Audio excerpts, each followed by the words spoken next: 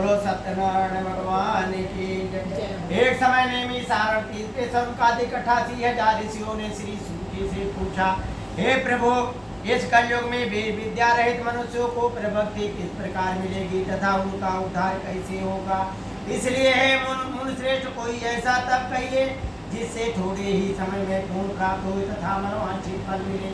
वो कथा सुनने की हमारी इच्छा है। सतसात ज्ञाता श्री सूत जी बोले, हे वैष्णव में पूज्य आप सबने प्राणियों के हित की बात पूछी है।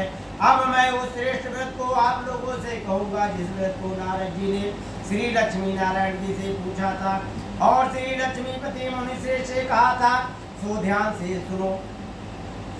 एक समय योगी राज नारद दूसरों के हित के इच्छा से अनेकों लोकों में घूमते हुए मृत लोक में आ पहुंचे।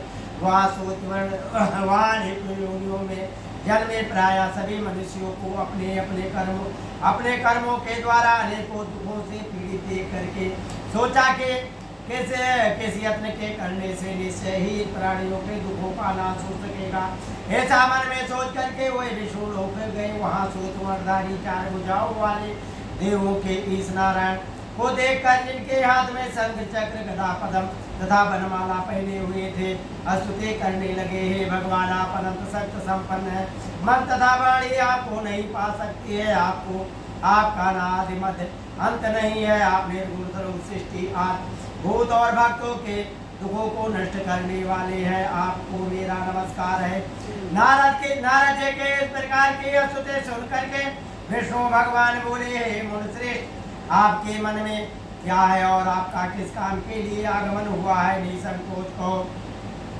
तब नारद मुनि बोले, मृतलोक में सब मनुष्य जो अनेक योनियों में जन्मे हुए पैदा हुए, अपने अपने कर्मों के द्वारा अनेकों प्रकार के दुखों से दुखी हो रहे हैं। हे नाथ मुझ पर दया रखते हो तो बताइए, उन मनुष्यों के सब दुख थोड़े ही व्रत करने से कैसे दूर हो सकते हैं? श्री भगवान बोले, हे नारद, मनुष्यों के भलाई के लिए तुमने बहुत ही अच्छी बात पूछी है। जिस काम के करने से मनुष्य मुँह से छूट जाता है वो मैं कहता हूँ, सुनो। बहुत ही पुण्य को देने वाला, स्वर्ग तथा मृतलोक में दुर्लभ एक मैं उत्तम व्रत कहता हूँ। आज मैं प्रेम वश हो करके तुमसे कहता हूँ, सत्यनारायण का ये व्रत अच्छी तरह विधि विधान पूर्वक करके मनुष्य आयु परंतु सो यहाँ पर सुख भोग कर मरने पर मोक्ष को प्राप्त होता है।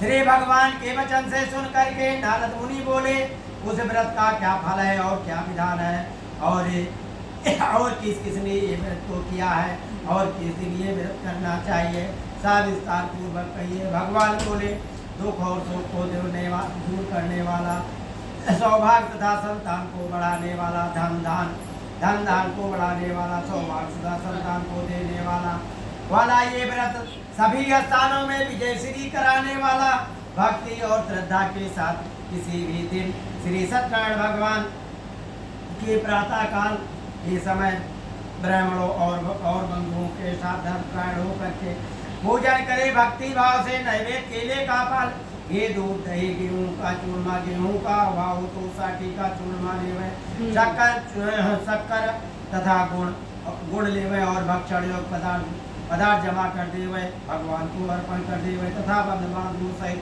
ब्राह्मण को भोजन करावे। तत्पश्चात स्वयं भोजन करे, नित्य गीत का आयोजन करके श्री सत्यनारायण भगवान का स्मरण करते हुए समय व्यतीत करे।